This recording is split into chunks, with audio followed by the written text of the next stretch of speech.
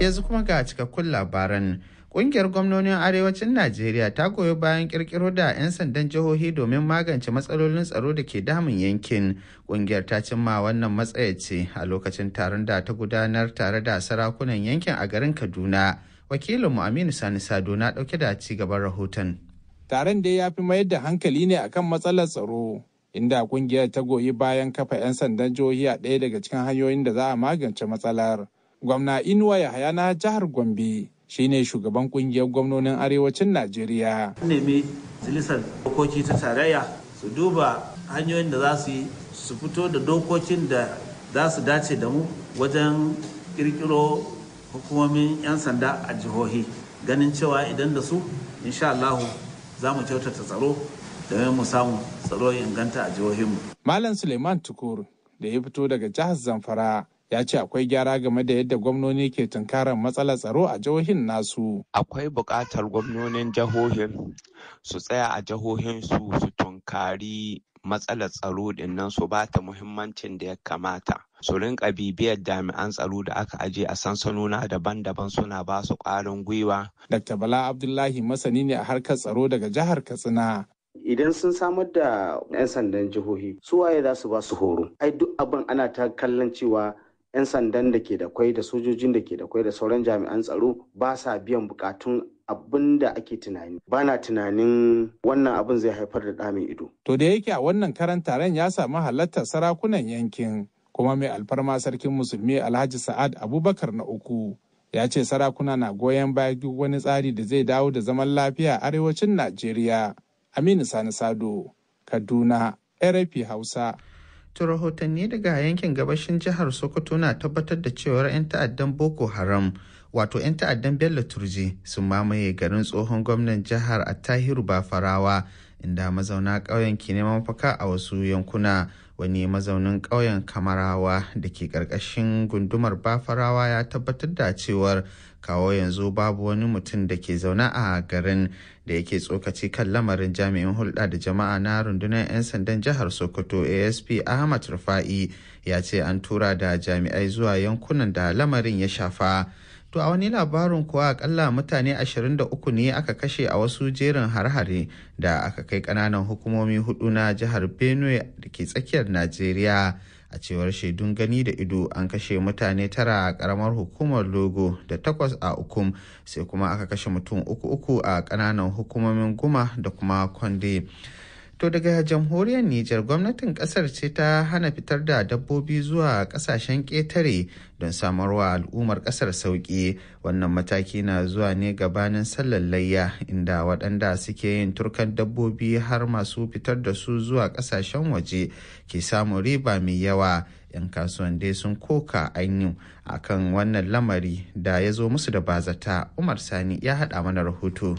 A wata wasiƙa ce da ofishin ministan kasuwancin ƙasar ya fitar aka sanar da ɗaukar matakin, wanda Umaru Ɗanladi, wani mai fitar da shanu zuwa Najeriya, ya bayyana da cewa rashin adalci ne. Kai tsaye jiya mun tura shanu mai motoci mun je ɗan Isa an auna shanu ayi komi ya zo da sa bugun an ce ko shanu suna da an tsaye da su an hana su wuce kuma an rike mun kuɗin an hana mu kuma an ce shanu ba su wuce kuma a dawo su kasuwanci da muke yi na wallahi cikin ƙasa wallahi ba yayi. Shi kuma Alhaji Mamman na Mayayi cewa yi wannan matakin zai shafi harkokin noma, lura da koma bayan da masu kiwon raguna za su fada ciki, yana mai bada misali. Ragon da aka turka wanda talaka za ya sai da jika 200, sai da shi za ya jika 200 nan ya sai na jika 50 ya yanka. Wannan jika 150 ɗinkin da ya tan mishi saura ita ce wadda za ya sayan abincin da za ya noma. To in an hana a sai da shi a hita da shi, a ina mahita shi. Masu sayan dabbobi dai domin suya irin su Malam Saddi Mai Bosho cewa yi sun gamsu da matakin na gwamnati. Tunda akwai matsakaita waɗanda su kudaden su ba masu sayan manyan raguna ba ne, su za su same su da ɗan rangwame da sai a ɗan wadata a saya. Shugabannin ƙungiyar masu fitar da dabbobi zuwa waje ta bakin Alhaji Usman sun ce za su tafka babbar asara, lura da yadda tuni suka yi odar dabbobin da za su fitar zuwa waje, kuma baƙi daga ƙasashe da dama sun shigo Nijar don siyan dabbobin da ƙasa za ta ƙaru. A cewar su kamata yi a hau teburin sulhu domin samu mafita game da wannan matsalar. Umar Sani, Lagos, RFI. To duk daga jamhuriyar Nijar ɗin hukumomin sojin ƙasar ne ke ci gaba da tsare wasu 'yan jarida uku ma'aikatan gidan rediyo mai zaman kansa na Sahara FM da ke garin Agadez aiki bisa zarginsu da wallafa wani rahoto kan batun kawo ƙarshen kwangilolin tsaro tsakanin ƙasar da Rasha.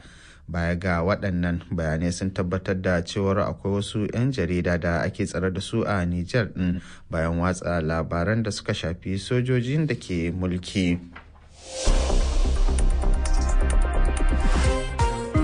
To labaran na zuwa ne daga sashen Hausa na Radio France International yayin da a yau ake bikin ranar jami'an jinya ta duniya ta shekarar 2025.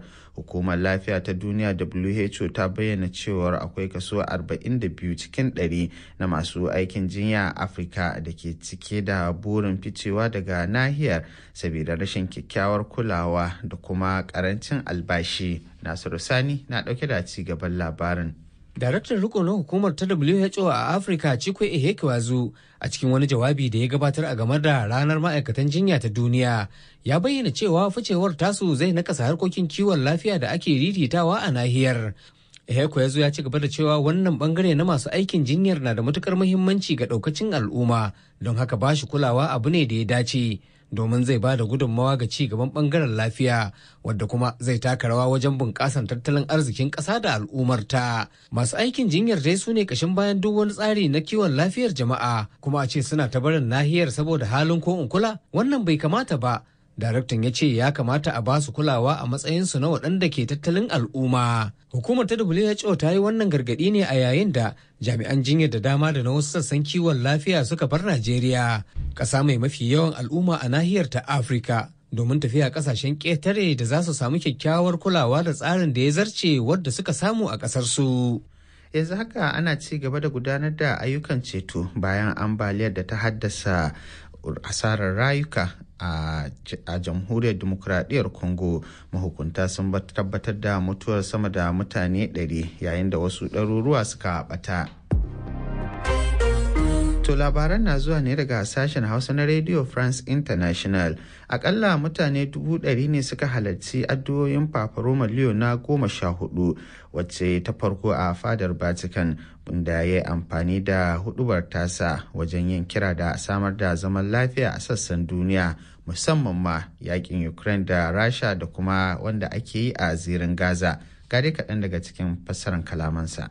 'Yan uwa maza da mata, yau shekaru 80 kenan da aka kawo ƙarshen babban bala'i na yakin duniya na biyu a ranar 8 ga watan Mayu bayan da'awar mutane miliyan 60. A halin yanzu wani abin mamaki yanayin da ake cikinsa mun kama hanyar shiga yakin duniya na uku kamar yadda Papa Roma Francis ya faɗa a lokuta da dama. Ni ma na yi magana da shugabanni da manyan mutanen wannan duniya, ina mai maimaita kira na yau da kullum kadda a sake faɗawa cikin wani yakin. Na yi matuƙar ciki da abin da ke faruwa a zirin Gaza cewa a daina harbe-harbe nan take, a kai agaji ga fararen hula da yanzu haka suke cikin halin tagayyara, sannan a sako dukkan waɗanda aka yi garkuwa da su. Fassarar kalaman Papa Roma Leo na 14 kenan. Hamas ta ce za ta saki wani sojan Isra'ila wanda kuma ke da shaidar zama ɗan Amurka da ta yi garkuwa da shi a Gaza, inda ta ce tana tattaunawa kai tsaye da Amurka domin cimma yarjejeniyar tsagaita wuta a yakin da take yi da ya daidaita yankin na Gaza. Tuni dai iyalan Alexandra mai shekaru 21 suka ce an sanar da su batun sako dan uwan nasu a cikin 'yan kwanaki masu zuwa. A cikin wata sanarwa ta haɗin gwiwa da Masar da Qatar suka fitar, waɗanda tare da Amurka suka shiga tsakanin tattaunawar tsagaita wuta na Hamas da Isra'ila, sun yi maraba da wannan nasara da aka samu. Barin wasanni kenan kai tsaye kuma ga Coach Michael Kudisin ya shigo. Barka da safiya. Barka da warhaka Kamis. Na'am. Wato ce da an yi kwallaye a gasar Premier Ingila da La Liga da Bundesliga da ma Italiya Serie. Wato kuma wasanni sun yi armashi. An buga wasa tsakanin Real Madrid da Barcelona, wasan El Clasico da aka daɗe ana jira, kuma wasan El Clasico na 4 kenan a wannan kaka da aka ya ake da karkarewa. To Kylian Mbappe ya kafa tarihi a matsayin dan wasan da ya fi cin kwallaye a kakasa ta farko a Real Madrid bayan da ya saka kwallaye 3 rigis a ragar Barcelona. To amma sai dai waɗannan kwallaye ba su ba Madrid nasara wannan haɗuwa ta hamayya ba a jiya Lahadi. To wannan lamari kuma ya ainihin karawa Barcelona karsashi da yanzu ga taga kofin da kawai za a ce. Za a iya cewa ba sura kiris. To kwallaye 3 da Mbappe ya ce sun kai jimillar kwallayensa dukkan gasa wannan kaka 39 a gasar 2024-25 da kenan inda ya sha gaban mai rike da wannan kambu Ivan Zamorano wanda a shekarar 1992-93 ya ci kwallaye 37 kuma a kakar da ya zo Real Madrid kenan. Kakarsa ta farko. Kwarai da gaske. To Mbappe ne ya fara cin kwallo a bugun daga kai sai mai tsarraga minti 5 da fara wasa ya kuma kara a minti 14. To sai dai Barcelona sun yi yunkuru har suka sha gaban Madrid a wannan wasa kafin a tafi hutun rabin lokaci wasa yana 4-2. To wannan lamari dai ya girgiza Real Madrid amma suna dawowa kuma shi Mbappe ya kara kwallo daya a raga. To haka dai aka yi ta kai ruwa rana da tsakanin waɗannan manya-manyan ƙungiyoyi biyu na ƙasar Spain har aka tashi wasa 4-3. Kasa wani abin da ya kara daukan hankali shine yadda ake ganin wasan karshe kenan na mai horar da ita kungiyar kwallon kafa ta Real Carlo Ancelotti da zai jagoranci El Clasico domin wannan ce kakasa ta karshe. To amma wasu bayanai na nuna cewa magoya bayan basu ji daɗin wannan wasa da ya buga ba, musamman ma yadda ya fara da Luka Busquets a bayan wanda hakan suke ganin ya haifar musu da baraka a wannan wasa. Kwarai wannan ne yasa kaga Real Madrid tana da kwalta ta shiga gaba da kwallaye biyu amma kuma sai gashi an farke waɗannan kwallaye. To Mbappe ka san farkon zuwan shi a kakan shi ya sha caccaka to amma kuma duk da haka daga bisani sai ya fara saka kwallaye a raga ba kakkautawa. To sai dai shi ma ya nuna bakin cikinsa akan cewar wannan kwallaye ko kuma kwallayen da ya ci ba su mai wani amfani ba ganin cewa Madrid ba ta ci wani kofi babba a wannan kaka ba. To Michael muna godiya. Gwamnonin arewacin Najeriya tare da sarakunan yankin sun gudanar da wani taro na musamman domin sake duba matsalolin tsaro da suka addabi yankin a daidai lokacin da mayakan Boko Haram da 'yan bindiga ke ci gaba da hallaka jama'a ba tare da kakkautawa ba. Bayan kammala taron, Bashir Ibrahim Idris ya tuntuɓi Farfesa Bello Bada na Jami'ar Usman Danfodiyo da ke Sokoto kuma ga yadda zantawarsu ta gudana. Farfesa Bello Bada, yaya kuke kallon wannan al'amari na yankin arewacin Najeriya? Ta babba ayar tambaya ita ce, an iya raba shi da sha'anin siyasa da ƙoƙarin karɓar madahin iko. Manyan mu sun yi kurakurai kwarai da gaske inda za su iya gyara. A lokacin da ya kamata hizan mun mai da hankalinmu ga ya haddabe mu, hadde munan sai da za a wannan lokaci abin da ya sha muna kai zaɓe na 2020. Sai za hankalinmu abin da ya damun mu shine dawowa mulki bayan mun sauka shekara 2 mun. Da manyan mu suna hankuri da juna da suke yi su manta da bambancin siyasa, su manta da saɓani tsakanin wasu gwamnoni da sarakunansu da kuma malamansu na addini. Mu zauna da 'yan bokonmu mu mai da hankalinmu ga wannan sha'anin tsaro. Da ana samun haka na Malam Bashir da abin ya yi muna sauki. Mutane da dama na cewa waɗannan sarakuna wasu sun kwashe shekaru da dama a karagar mulki, sun fahimci yadda yankunansu suke. Wasu suna da dabarun da za a iya tunkara waɗannan matsaloli domin shawo kansu. Shi wannan tsari da muke amfani da shi ya mai da sarakuna baya kwarai da gaske, ba su da ikon magana. Ya gurɓata malamanmu na addini, ya mai da 'yan bokonmu 'yan amshin shata. Sannan su kuma gwamnonin wannan iko da suka ƙarfin baitulmali ya zama wani da zai faɗa musu abin da ba su son su jiya. Ina tabbatar maka in ya ga ko maganin su ba su koma bari shi gane su. Yanzu da muke magana da kai a nan Sokoto inda kake akwai garuruwa da dama da suke ƙarƙashin ikon waɗannan 'yan ta'adda da ke ci gaba da kashe mutane. To ka san shi turji shi a can daji. Turuza suna nan tare da shi. In ba don shi ba yaushe aka ce maka ka ce wai gawa ta ka tafiya. Ba han mutum ƙarami yawa ga magana ba kuma ka ci shi. Kai ka san da lauje cikin naɗi.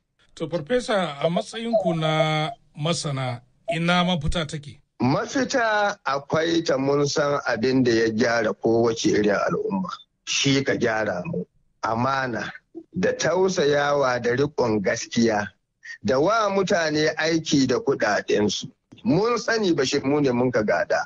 Amma yau aka cewa ga 'yan bindiga can garuruwa sun tashi wanda a gwamna hina zama ne hina shan shayi ne. Ashe kaga in mun komo ma gaskiya da riƙon amana da shugabanci na gari da kishin mutanenmu da kishin ƙasanmu, Allah za shi yi mana mafita. Sarki na iya magana in gwamna ya ce faɗa mini gaskiya ƙaƙa jama'a ta ka ji. Sarki ya ce to haƙiƙa ni mu sarakuna kuna kyautata mana amma talaka na cikin wahala. Ko gaban mutum 1000 na gwamna na iya ce mai ƙarya ka kai. To wa iya ce ma uba ne ƙarya shi kai. Yau haka al'amarinmu ya komo.